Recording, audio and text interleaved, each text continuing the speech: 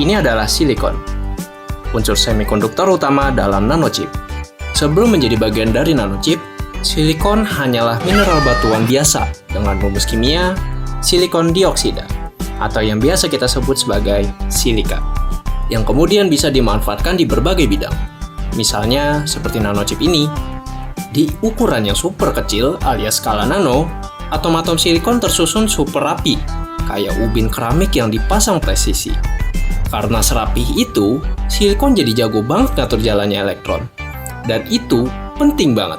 Soalnya, semua logika digital, kayak di komputer atau handphone, kerjanya ya dari pergerakan si elektron ini.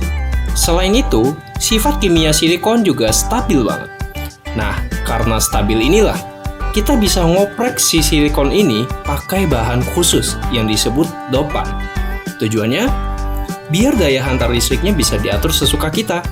Jadi, silikon bisa bersikap kayak isolator atau konduktor. Tergantung kita maunya gimana.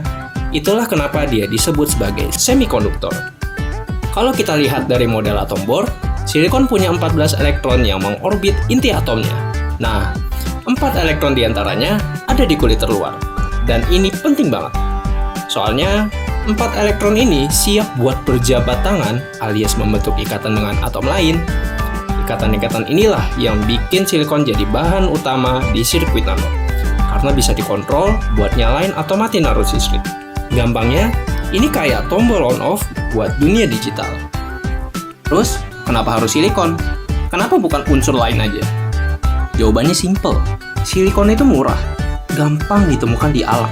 Selain itu, dia juga stabil, gak gampang reaktif, dan bisa dimurnikan sampai super bersih. Semua keunggulan itu bikin silikon jadi pilihan utama buat bikin chip.